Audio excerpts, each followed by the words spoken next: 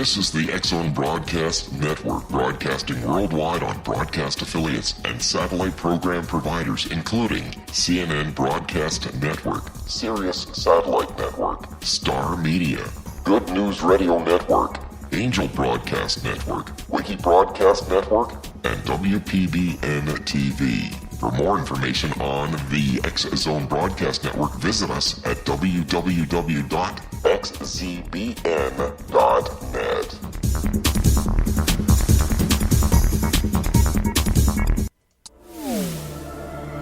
The X-Zone Radio Show with Rob McConnell is largely an opinion talk show.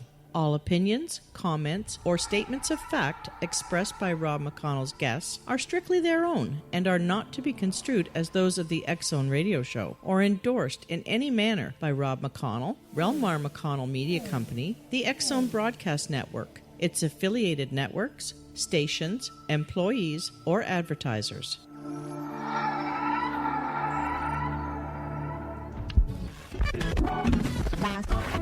All Hit Radio.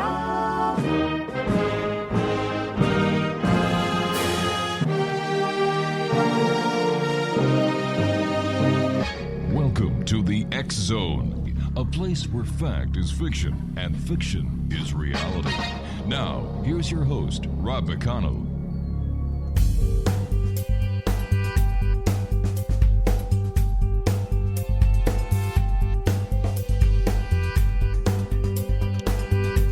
And welcome back, everyone. This is the X-Zone. I am Rob McConnell, and we're going to be talking to Anita Meyer this hour. And Anita is an author, lecturer, and independent researcher that has positively influenced hundreds of thousands of people. Anita attended college for criminology. Through her many studies, she is also a linguistic decipherment expert in ancient writings in the fields of orthography, paleontology, and graphology, and is a cryptozoology wizard. Among other skills and abilities, she is also a visual pattern recognizer in the study of nature and structure. Off the beaten path, Anita is a forensic religious procurement specialist who thoroughly engages in finding strong evidence for God's existence. Joining me now is Anita Meyer. And Anita, welcome to the X-Zone. Thank you for having me. So tell us a little bit more about yourself and what it was that inspired you to write your book, Beyond the Bible Code. Yes. Well, firstly, I'm a visual pattern recognizer, and I see patterns that are in the natural world, and I correlate them with other things. Can you give us examples? Also, Could you give us examples? yes. Like, for instance, I see units, mathematical units of growth that are found in the natural world. For instance, like the Fibonacci sequence, which goes 0, 1, 1, 2, 3, 5, 8. And so I see those patterns as basically when the next branch on a tree is going to grow. And what I do is I like to find these units that are in the natural world, and I like to correlate them with other things. And so what I did was I was able to find that this pattern exists in all living and even non-living things. So in that sense, I'm a visual pattern recognizer. And I also look to merge this natural unit of growth with finding strong evidence for a creator. And have you found it? I believe I did. You said you believe you did. You didn't give me a definitive yes. Yes. Oh. And I will get to that shortly. So once again, where did your interest come into when it comes to the Bible, creation, and writing about the Bible code? Well, when I started to recognize these things, and I made the leap to finding strong evidence for a creator, that's when I realized that I had to write all this down in such a way that it could be explained to others so that other people can see this and witness it for themselves. You claim to have found something or established something as the holy language, and what is that? Yes. The holy language is a language that controls all things in the natural world. Mm-hmm. It controls all things in the cosmos. It's basically a language that it created everything and it controls everything. It's kind of like the Force in Star Wars. And this language, believe it or not, Mm-hmm. the basis of it is Hebrew. Why Hebrew? Well, I will get into it now because in order to explain that, I have to explain how I connected the mathematical units that are in the natural world. All right, why don't we do to this? linking it. Why don't we do this? I've got to take a break, and I don't want to interrupt you once you start giving us this, why Hebrew was found to be the holy language. So we're going to take a break now, and when we come back on the other side of this break, Exonation, more with Anita Meyer. And if you'd like to find out more about Anita, her website is anitameyer1.wixsite.com/Anita-Meyer-books. Or you can find her on Facebook at facebook.com/Anita.CharlotteMeyer. We'll be back on the other side of this break in 2 minutes as we continue here in the X Zone from our broadcast center in Hamilton, Ontario, Canada. If you'd like to send me an email, you can always do that, X Zone Nation. I love hearing from each and every one of you. All you need to do is visit, or not even visit, all you need to do is send me an email, xzone@xzoneradiotv.com. My name is Rob McConnell. Anita and I will be back on the other side as we continue broadcasting around the world from our broadcast center in Hamilton, Ontario, Canada. Don't go away.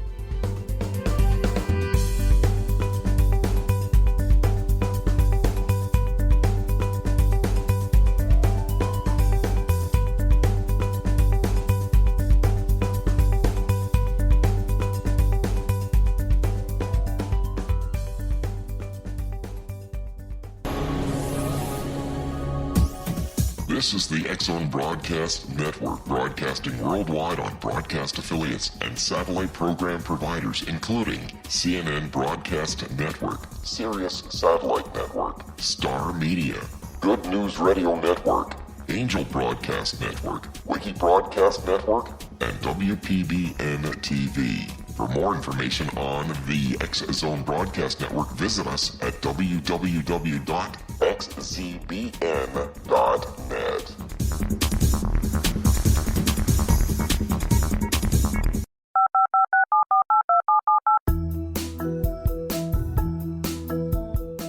Did you know that when you're on the road with limited data or Wi-Fi, you can still listen to the X-Zone Radio Show with Rob McConnell, The Science of Magic with Gwilda Wiyaka, X-1, Dimension X, Space Patrol, and every minute of the X-Zone Broadcast Network by calling 213-401-0080, courtesy of Audio Now.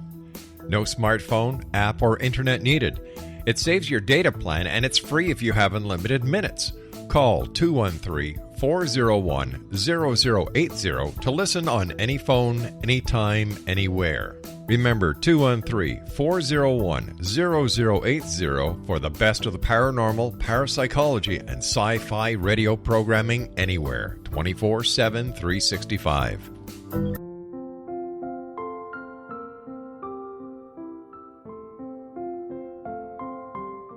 I am Dr. Carl O'Helvey, founder, president of a new cancer foundation focusing on evidence-based physical, mental, and spiritual interventions, including natural cancer cures, prayer, meditation, affirmations, nutrition, and other related holistic cancer prevention and cure modalities. These are used in cancer education, research, and financing care. I ask for your help to continue this important work by donating at www.holisticcancerfoundation.com.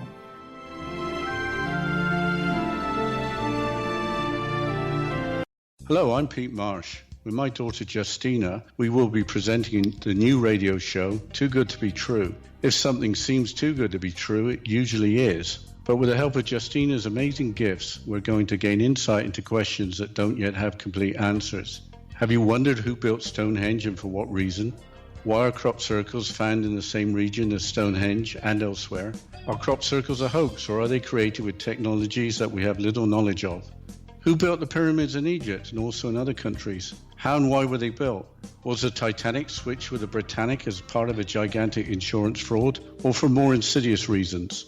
What caused the Tunguska event when trees were flattened over an 800 square mile area in Siberia? Will the new insights be too good to be true? Well, that will depend on what you are prepared to believe. Please join us as we start on this journey together.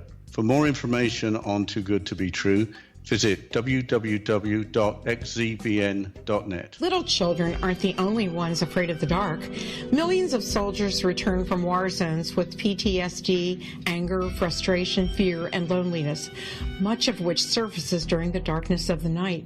You have the chance to change the lives of these American heroes. Songs and Stories for Soldiers.us provides free MP3 players for these men and women.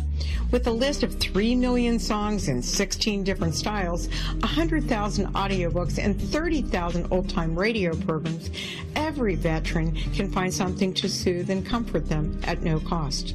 All our players contain an 8-hour audio program designed to help veterans fall asleep. With 1,500 plus vets now participating, it's our goal to deliver 10,000 audio players this year. Go to our website at songsandstoriesforsoldiers.us.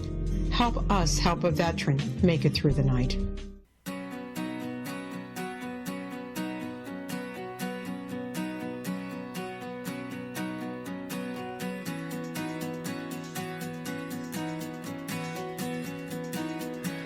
All right, Exonation, Anita Meyer is our special guest. We're talking to Anita about her book entitled Beyond the Bible Code. So, all right, Anita, before we went to the commercial break, you were telling us that Hebrew is the holy language. And how did you come to that conclusion? Correct. Well, let me go back to explaining the mathematical unit that is found in the natural world. Mm-hmm. Basically, it starts with the Fibonacci sequence, which goes 0, 1, 1, 2, 3, 5, 8. When you add the last two numbers together, you get the next number. And there's two numbers that are in the Fibonacci sequence, which are 144 and 233. And when you divide those numbers, you get the golden ratio, which is 1.618, or inversely, 0.618. So this is a universal law. It's a mathematical expression that's used to explain the mechanism behind form and patterns of growth. Now, this mathematical pattern is seen when the next branch on a tree is going to grow. It's seen in the human body, all animals and mammals, insects, cell division, DNA, the spiral pattern in hurricanes and tornadoes. It's seen in the stock market, and it's even seen in the life cycle of an atomic particle. When they smash the particles together at the CERN facility, mm-hmm. the Fermi lab, what that happens is when they smash the particles together, they spiral out, and that spiraling pattern is the same unit of growth. And even more amazing is that we see this unit of growth in the distance between the planets. So it's literally, basically, it's in everything. And so what I was looking for a common denominator, something that linked this mathematical unit to finding strong evidence for God's existence. And so what I did was I turned to the Bible, mm-hmm. but not just the ordinary Bible. I turned to the Hebrew Bible. The Torah. Yes, the Torah. And specifically in Genesis 1:1, mm-hmm. the very first verse and paragraph of the Torah is the Hebrew word Bereshith, which means beginning. And I looked at the very first letter of the Torah, and it's a Hebrew letter B, known as in Hebrew as a bet. And when I looked at that letter, I noticed that right away that there was, being a visual pattern recognizer, mm-hmm. I recognized that it had a unit of growth to it. If you look at the Hebrew letter B, you'll see that it has a little leg that sticks out to the right, and then it gets a little bit longer going to the left, and then it furls up even longer. So what I did to test this theory was I took a bendable wire and I bent it in the shape of that Hebrew letter, and I took another spiral and I spiraled it around that letter with the same exact units of growth that are found in the natural world. In other words, it started out small, gets a little bit bigger, and then it furrows out. And when I was looking at this one form, I realized, as I was holding it in my hand, the spiral form, so that I can get a three-dimensional view of it instead of seeing the letter on a flat surface, I started turning it around in my hand, looking at it, and I realized that when I looked at it a certain way, it was the Hebrew letter B, but when I turned it upside down, it turned into the Hebrew letter T, Tav. And when I turned it sideways, it turned into the Hebrew letter M, Mem. Another way, the Hebrew letter Gimel, G, S, Shin. And so what I realized was that this one spiral form that's formed from nature's law produces the complete Hebrew alphabet, consisting of 22 letters plus 5 final letters. Why did you use the Torah? Well, I used the Torah because I was brought up. I was brought up Jewish, and I went to Hebrew school, and I also went to public school. Right. So what would have happened if you used the King James Bible? No, it doesn't work for any of the English letters whatsoever. Have you tried? Yes. It only works for the Hebrew letters. There's no other writing in the entire world that produces its complete an entire alphabet from a single spiral form, which in turn is a product of nature's law. So am I to understand that because Hebrew is the holy language, that all life started in Israel? Well, that's what the Bible tells us. It tells us that we started out in a garden. Yeah, but the Bible has also been proven to be wrong in many instances, and paleontology is telling us that we actually come from Africa. Well, that's what they say, but, when you consider this, you might think otherwise. But doesn't it depend on one's own belief how certain patterns can be manipulated to fit into certain areas where a pattern is being sought? That's true. But in order for people to truly understand that, they have to go to my website or perhaps buy one of my books. You can see, or you can even go on my Facebook timeline and you can see what this spiral form pattern looks like. Oh, okay. But what I'm saying is, isn't this based on perception? And could your own religious philosophical beliefs have tainted, and I don't mean that in an insulting way, but tainted the research value? Yes, well, leaving that part out. Why? Even if you leave that part out, if you leave the part of religion out and tradition and everything that the Bible tells us, we still have this. We still have what I discovered with the Hebrew letters.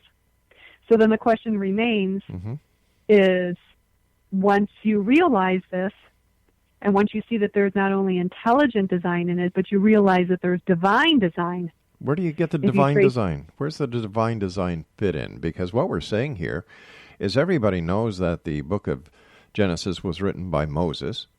He was Jewish. So it only stands to reason that the Jewish alphabet would be found in the Torah. Correct. So what am I missing here? Yes, it also tells us that the Torah was translated directly from the Creator. How do we know that? To Moses. How do we know that? The Bible tells us that. But the Bible was written by men, not by God. And men lie. Men misinterpret. We're looking at a time in our evolution and our history where people were seeking answers, and they didn't have the ability to go to CERN. They didn't have the ability to go onto the internet to find out, what the real story was. We have to look at that part of history when this was happening to better understand. Right. Well, the linguists know. Kind of backing up here to get to that question. Right. The linguists know that the Hebrew writing that is found in the Torah is called Asherit writing, and it's square block letters, and it is a mystery that writing came into being at Mount Sinai. It didn't exist prior to that. The style and design of that writing just came on into the time era at that time. How do we know that? Well, because the linguists know that this writing was found in a certain area, a certain part in the Middle East. Okay. I mean, I don't think anybody is disputing the fact that Moses would have written something in Hebrew, and that Moses wrote the book of Genesis. And many people believe that a deity was the dictator of the book of Genesis. Nobody's disputing that. I think what my question is, how do we verify it? Because there are many people in this world who do not believe in God. There are many people in this world who have their own philosophical beliefs. Well, that's where the discovery of my spiral form comes in handy. Okay. Because basically what it's saying is that this is a language that is produced from letters. Okay, it goes deeper if you into the biblical text, and not only just biblical text, but other ancient texts. Goes back to the book of Enoch. It goes to the book of Jubilees. All these ancient texts, and what it describes is a language that basically created all things. Like even when we read in Genesis, it said, "And God said," He said, "Let there be light," and there was light. This is a language that is based on sound and frequency that created all things. Could we be putting way too much value and too much meaning into a simple book? I don't believe so. I think that this is verification.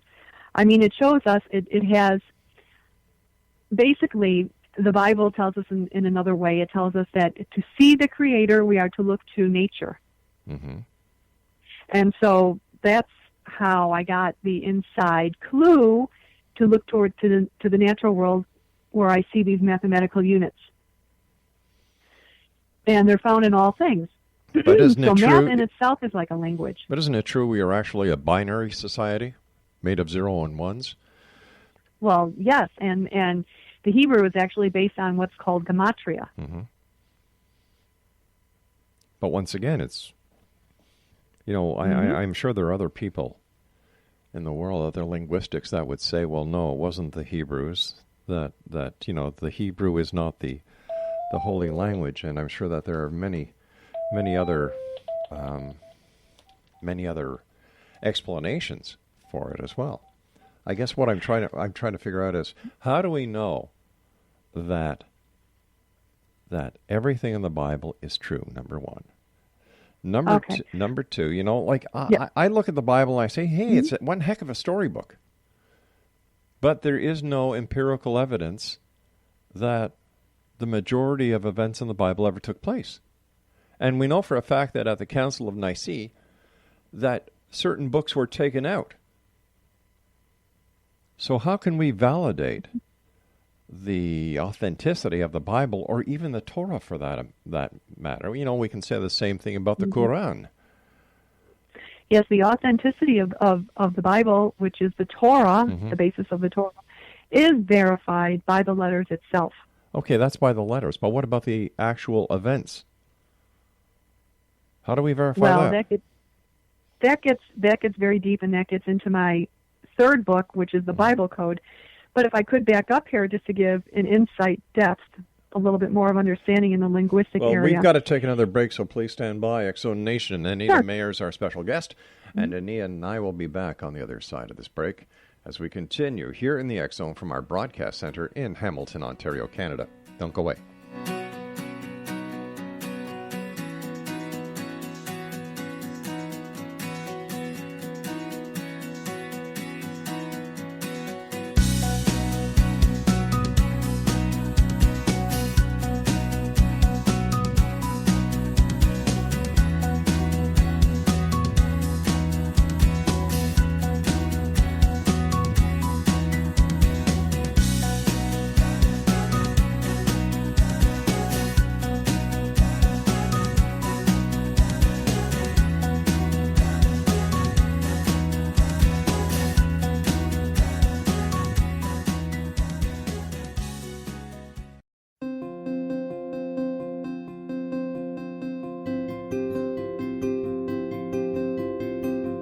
dreams are our personal gateways into infinite wisdom. Don't miss shamanic counselor and indigenously trained dream decoder Sandra Corcoran's inspiring book, Shamanic Awakening Between the Dark and the Daylight. This remarkable work chronicles Sandra's 35 years of experience with diverse wisdom keepers and her initiations throughout the Americas and across the British Isles, Turkey, Greece, and Egypt. Sandy's knowledge of symbology, psychology, and myth influence her dream blog and workshops. Sandy offers private tarot readings, international journeys, a meditative CD, as well as her book, Shamanic Awakening, to encourage you as you navigate this earth walk, creating a deeper connection to yourself and all that is. Find this and more at Sandy's website, starwalkervisions.com.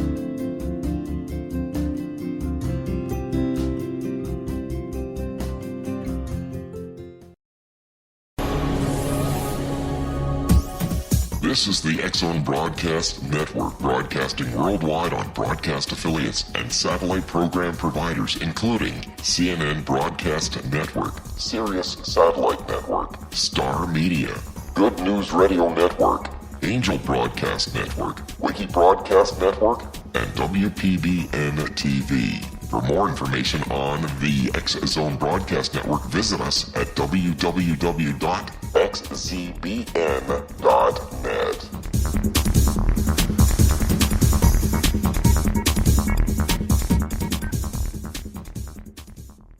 How would you like to be able to read other people's minds? Well, the next best thing is here. When you know how to read a person's name, you know how the person thinks, feels, and behaves. Each letter in our name holds a key to unlock our true essence. Our name contains both our gifts and challenges in this lifetime. Mnemology science discovers personality secrets hidden in the placement of the letters of our names, including the first and last impression people remember about us. Sharon shows us how to interpret the arrangement of letters as outlined in her book, Know the Name, Know the Person. Sharon Lynn Wyeth created mnemology science after 18 years of research and testing her theories, and has supported thousands of people around the world in understanding themselves and others better. You'll enjoy Sharon's unique teachings as she shares her system to learn the gifts behind your given birth name. Even if you don't like your birth name, there are jewels in this book.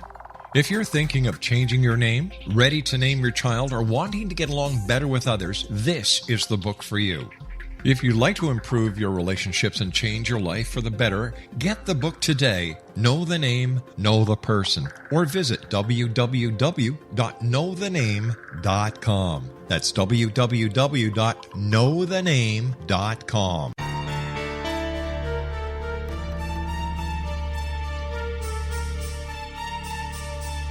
Hello, I'm Justina Marsh, and with my dad Pete, we are going to present a new show called Too Good to Be True. Together, we are aiming to discover more truths about this world and beyond. Do you have unanswered questions about the world? Do you ever wonder about aliens, conspiracy theories, or the universe? There are many shows discussing subjects such as pyramids or UFOs, but we want to relay this information based on our own research, including from spiritual means. Hopefully, listeners will be helped with their own beliefs and will appreciate the psychic insights that add to the previous research and information. We both look forward to sharing this insight and beginning this journey with our listeners. Visit xzbn.net for more information about when to listen.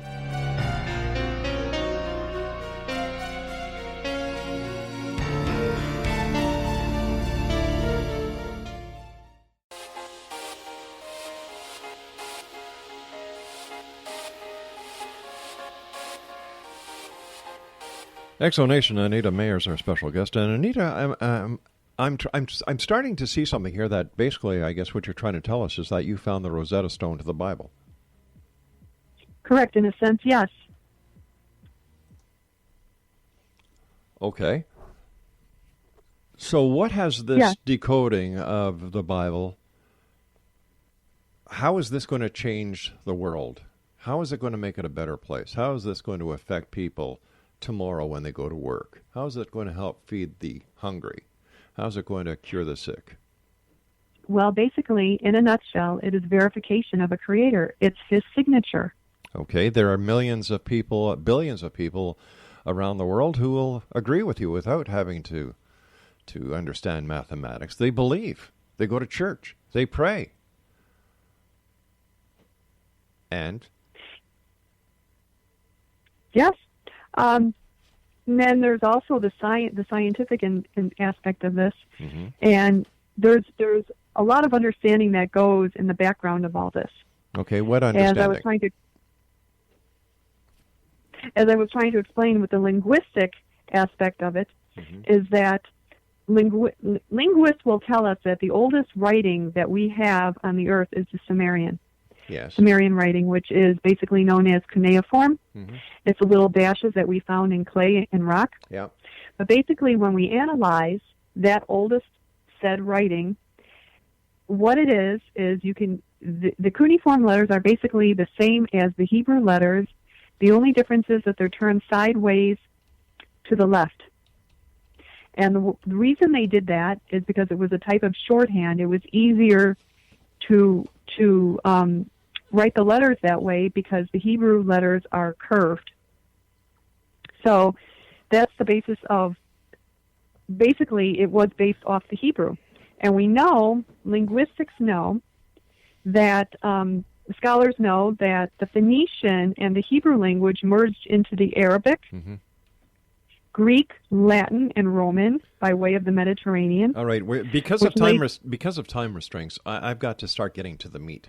What difference does it make in today's world, in today's society? How is it going to better the world? Or are we just going to look back and say, all right, you know what? You know, the scribes were right. The scriptures were right. Okay, so now what? Well, not only is this verification of a creator. But like I said, people already believe that. So what's the significance? The significance is that there's so many applications to this. In a fourth book that I'm writing, what the letters are, they are actually sound frequency patterns. And this can be used in the medical field to heal. Once again, essentially these letters are produced and they're recorded in a sound converting software program. But we already know. Wait a sec here. You're not telling us anything new. You're not. We're all aware of the significance of vibrations and music and sound frequencies in medicine. We know that. We already know that billions of people believe in God. Nobody's disputing that. So I'm having a hard time understanding. Yes, this is a language that created all things. It continues to control all things. And it can be used to heal things. All right. Have you seen proof and of that? And it can be applied to the medical field as well. Have you seen proof of that? Yes. That's what I was trying to explain. Okay. The letters are actually the name of the letters themselves. Like we have in the Hebrew alphabet, we have like the first three letters, Aleph, Bet, Gimel. Okay. Once again. Aleph is called Aleph because when you say Aleph in the sound graph, it comes out to the pattern of the Hebrew letter Aleph. All right. Now, once again, let's get away from the Hebrew letters, please, because we've spent way too much time on this, and I've only got so much time in order to try and get this understood to my listeners. So I asked you if you had proof that these frequencies or these letters heal. What is the proof you have? Well, it's being applied, but when you combine certain frequency sounds together and make certain words, this is known, it's also practiced in Kabbalah, that it can heal it can heal bones, it can heal cancer. It can or it does. It can or it does. And can this be proven by medical research? Well, it's in the forefront right now, and so I guess the answer is no. Well, no. There's a lot of things that are healed with frequencies. There's but we're talking kidney about stones. Kidney stones are destroyed with sound. I understand that. But what we're talking about here is you are saying that certain word frequencies based on the Hebrew alphabet can cure things. And I would like to know what you know for a fact that they have cured. I'm not talking about ultrasounds. I'm not talking about anything else. I'm talking about the Hebrew alphabet, when spoken in a certain combination that you know for a fact have healed things. And if so, what have they healed? Well, that's just the thing, is to get the proof on this, which I'm working on, and it's in the forefront right now of science. So as it stands right now, there is no proof. Well, yes or no? No, there is not. There is no definite proof. Okay, so that wasn't very hard. This is all I'm trying to get at. I'm just trying to get to the bottom. Yes. You know, I want to take the fat off the top of the cream. Or maybe there is, and I just don't know. So so would this mean that there are other people who are doing the same research that you're doing? Quite possibly. I know that there are. Okay. Do you communicate with these people to find out what their findings have been based on the research that you're doing and the methods that you're using? Right now, it's just correlating with a sound program through a computer base. Okay. So,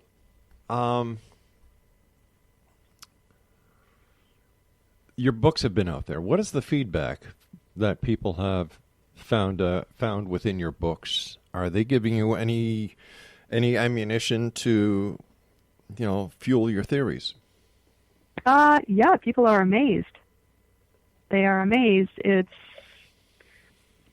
you read my books and you see the patterns and you see the images, it's basically undeniable. You cannot say that. But you see, I've got a problem because you're not definitive with your answers. You say basically it's undeniable. Why are you not definitive? Why don't you say it is undeniable, or it can cure, it can do this? Well, because not everybody sees. But this is your story. This is your story based on what you've done. And if anybody can say, yes, it is, yes, it is, yes, it is, it should be you. But if you're not sure of your own findings, how do you expect John Q. Public to be sure? Oh, I am sure. I'm absolutely 100% sure in the Hebrew letters themselves. Well, of course, they've been around for thousands of years. So once again, how can all this, right? I understand the vibrational aspect. I understand the musical aspect. Like I said, there are billions of people around the world who go to church or pray at home at night to a God that they've never seen because they believe. And belief, in my opinion, is the strongest power in the universe. And we all know that Moses, who is Jewish, wrote the book of Genesis. Based on your research into this, and I must say it is interesting, topic, how many gods are there? Only one God. Then why is it in the book of Genesis he said, and let us create man in our image, our likeness? He was talking to the angels. Doesn't say that in the Bible. No, well, and it doesn't, but you have to go into, fully understand that, you have to go into the oral Torah and look for coordinates in other religious texts. No disrespect to the Torah. How do we know the Torah is right? It's based on belief, isn't it? Well, we can say the same thing about evolution. You're right. I'm not disputing that. You see, I'm the kind of guy who likes to see proof. Well, the thing is that the Hebrew letters, again, which is based on that, is basically it's God's way of saying that's his signature. And by his signature is saying that that's his word. The word that he translated directly from him to Moses. But as it said in the Bible, between the two cherubim in the tabernacle and the Holy of Holies. But once again, as it says in the Bible, but there is no empirical evidence that ever happened. No, but then one has to question, well, then where did the Hebrew letters come into existence, and why is there intelligent design to them? You can and say why that does it correlate with the natural world? You can say that about and every beyond, other. even into the cosmos. You can say that about everything. What if? But isn't society owed empirical proof instead of theories, instead of beliefs. You know, we're not sheep anymore. We don't need shepherds. We take responsibility for our own actions, or we should anyway. So, as much as I think the Bible is the greatest story, the greatest book that has ever been written, and that each and every religious philosophy out there had its purpose, here we are in the year 2017, and we have to, or I have to ask myself, why is this important? Why do we need to know? Like, you know, I hate to say it, but when you look at the events in the Bible, I don't know why anybody would praise God, because he was a mean guy.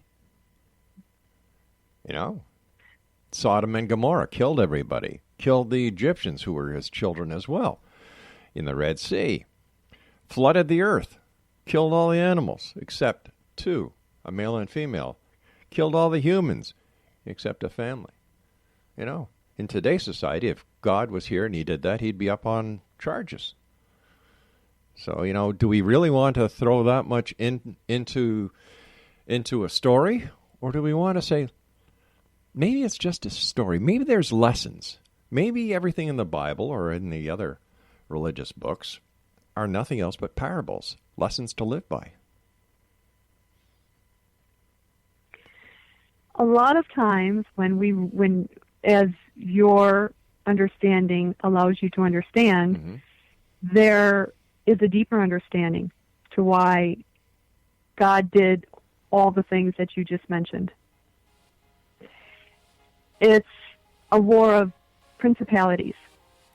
You have to go back to the beginning to understand. Well, you have to read all the text. Yeah, all the but once text. again, you know, and we're coming to another commercial break here for our final segment. But once again, actions speak louder than words. I'm a father. I'm a grandfather. I'm a godfather. One thing I would never, ever, ever, ever, ever, ever, ever, ever, ever do is harm a hair on any of my children's heads, and I would never harm a hair on anyone else's head. Mind you, I'm just a mortal. I'm not a god. We'll be back on the other side of this break. Don't go away.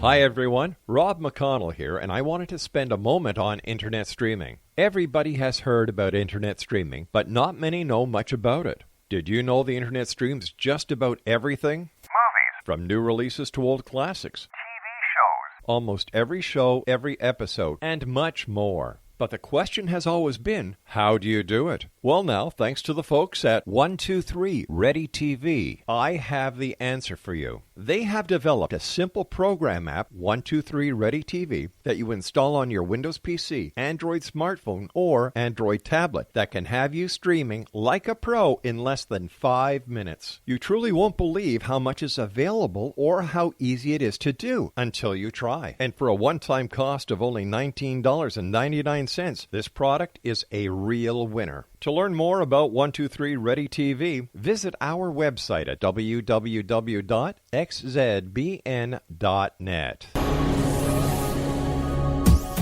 This is the X-Zone Broadcast Network, broadcasting worldwide on broadcast affiliates and satellite program providers, including CNN Broadcast Network, Sirius Satellite Network, Star Media, Good News Radio Network, Angel Broadcast Network, Wiki Broadcast Network, and WPBN TV.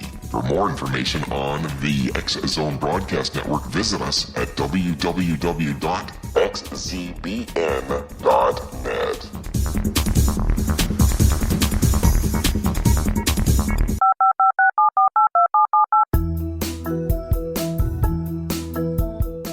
Did you know that when you're on the road with limited data or Wi-Fi, you can still listen to the X-Zone Radio Show with Rob McConnell, The Science of Magic with Gwilda Wiyaka, X-1, Dimension X, Space Patrol, and every minute of the X-Zone Broadcast Network by calling 213-401-0000 courtesy of Audio Now. No smartphone, app, or internet needed. It saves your data plan and it's free if you have unlimited minutes. Call 213-401-0080 to listen on any phone, anytime, anywhere. Remember 213-401-0080 for the best of the paranormal, parapsychology, and sci-fi radio programming anywhere, 24/7, 365.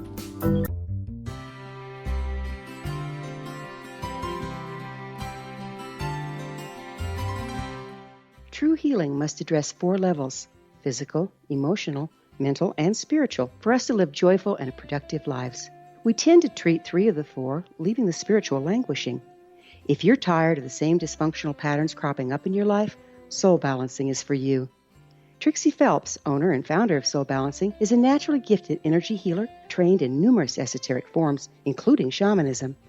Trixie has created a powerful modality that safely and effectively clears your energetic field. A Soul Balancing session can remove interference, heal trauma, and restore your hope. Contact Trixie for a life-changing long-distance session today, www.soulbalancing.world.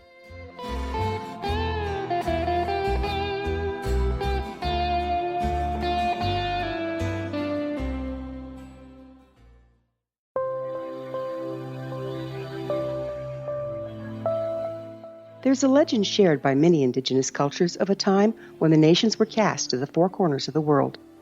Each nation was given a body of sacred knowledge that held a different portion of the truth to preserve. True reality could not be known until all the nations reunited, combining the information. If a single one was missing, the world could not be reborn and darkness would prevail.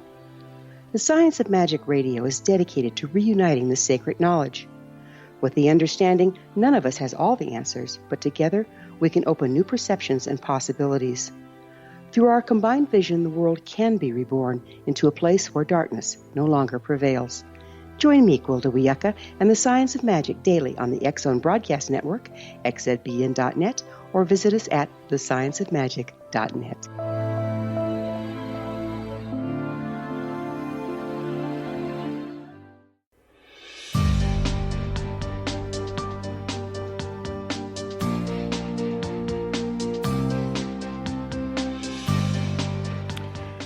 Anita Meyer is our guest. And Anita, if something is coded and you've decoded it, what is the message, and how can the message help us to make this a better world? Okay. We're talking about the Bible code, correct? Yep. Well, basically, the Bible code is based on the same thing. It's proof of a creator. It's showing that he put specific codes in there to venerate proof and existence of him. For example, there's a code that can be found in Genesis. It's the Genesis where it talks about the actual text that speaks about planting a garden. In the garden, which talks about the Garden of Eden. And it says, and the Lord God planted a garden eastward in Eden, and there he put the man whom he formed out of the ground. And he and everything that was pleasant to sight for food was good to eat. And so just in that verse there, in the Hebrew, there are 26, I do believe, 26 words consisting of, I think it's like 80-something letters. And they're pinpointed in this small portion of the Torah, and it appears only in this particular text and cannot be found elsewhere. And so we have, like we find the word for wheat, it's called Hida, and we find them by equidistant letter skips of 5. The vine, we have grape, chestnut, myrtle, date palms, bramble, pine tree. We find all these plants that are in that section. So basically and they're found exactly in the story that talks about it. So it's showing again that there's intelligent design. And so the code can't be used to predict the future, but more it's a proof to reveal that there is a creator that knows the beginning to the end. Okay, You did say pine trees in there, right? Yeah, There's no pine I trees did. in Israel. Pine trees, pistachios, fig tree, willow tree, pomegranate, aloes, oak. I must admit, I did not know there were pine trees in Israel. So Yes, there are. Really? Mm-hmm. Mm-hmm. Oh, yes. Okay, so we understand the Garden of Eden. Okay, I'm not disputing that. It says so in the Bible. So was Adam based on the code that you have, Adam and Eve, the first two people that were created? That's what the text says. What about Lilith? Well,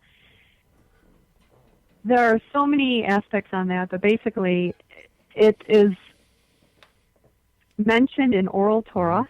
Yeah. And she was not a created being. She was more like a spirit being. Okay. So if it was Adam and Eve who had Cain and Abel, right? Mm-hmm. And then after that, Seth. Okay. And was it Cain who killed Abel or Abel who killed Cain? I think it's Cain that killed Abel. It was Cain that killed Abel. Okay, so right now, if my memory serves me correct, we have Adam and Eve, Cain and Seth that are alive, right? Yes, correct. Okay. So why does it say in the Bible that Cain crossed the mountains, he crossed the desert to where he slept with his wife? Mm-hmm. Where did these people come from? That was his sister. The book does not mention the daughters. It only mentions the male. Why? But if you read the oral Torah, why is that? Why doesn't it you mention will the see females? that there are daughters. Oh, there must have been either that or that there was a lot of incest going on. So why weren't the daughters mentioned? Well, that's a good question, because maybe it went by the lineage of the male. I don't know, but it is mentioned in oral Torah. The oral Torah mentions a lot of things that the Bible, that the Torah does not. Basically, oral Torah was not written down until 2,000 years ago, but oral Torah seeks to, it did come down with Moses from Sinai as well, along with the Torah, but it was oral, of course, and what it does is it seeks to explain the science behind the Torah. In other words, in the Torah, it tells us that a baby male has to be circumcised, but it doesn't give us any description or tell us how to do this. And so in order to know that, we have to turn to the oral Torah, which gives us the instructions for how to do that. And a lot of people don't know this. That's why it's important to know the full story of reading all the texts, that even the ones that aren't in the Bible, to know and compare coordinates and match things up so that they can understand the full story. But once again, what difference does it make in the world that we live in now? It makes a difference, because then this way we can understand our existence here. We can understand our purpose here. What are we doing here? Well, the full story, the whole saga. If you believe in creationism, why evil things happen. If you believe in creationism, yeah. Well, that's true. Whether you believe it or not, this, according to the text, is the history of mankind. This is the true story, according to the text. Or is this another marketing ploy to justify the significance of one religious culture over another? Well, not really. So, all cultures, people tend to segregate them, but really they are all an anthology, which means that they're all based off of one principal religion. They all basically have the same kind of stories. Then why traditions in one aspect or another. Then why are there so many religions if we all came from one? Well, because after the Tower of Babel, we were all separated. We all spoke different languages, and we went to different parts of the earth. But way back then, they thought the Earth was flat. Well, not really, because if you read the Bible, it basically tells you in so many ways. Job says the Earth is round and it floats by itself. They knew the Earth was round.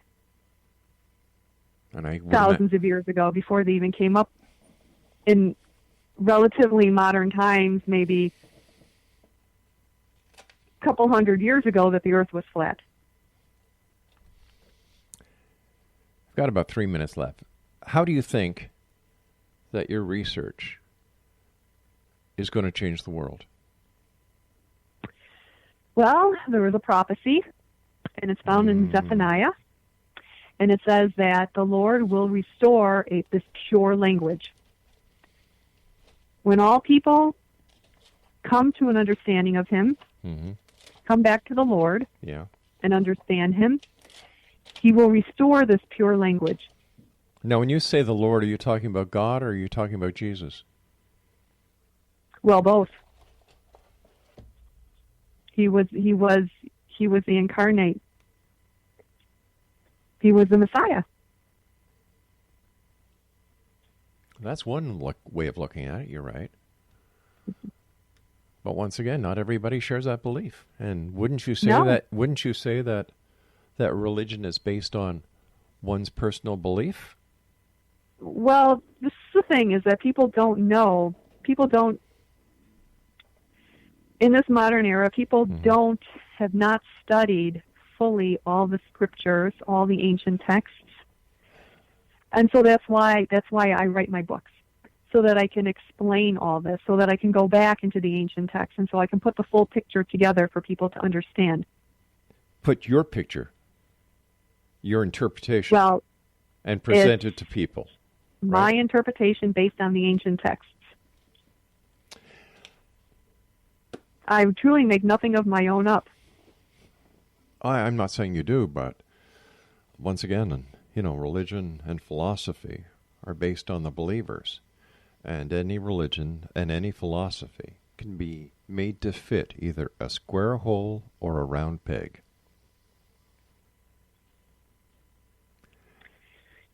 That's true.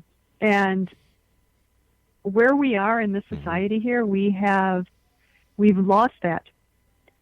We have been dumbed down in such a way that we have disconnected. We are disconnected from the truth. Some people say that religion is the opium of the mass, and they can say that whatever they want. That's their opinion. Right. But there's a story here. There is a story, that encapsulates the truth, and so that we can get a better idea. Just like the story of Star Wars, how that whole saga, how it goes, back, and it gives you, it tells you about the rebellion and all that, and that's kind of like our story here. Listen, we've got to say so long for tonight. Exonation Anita Meyer is our special guest this hour. Do I believe her? No.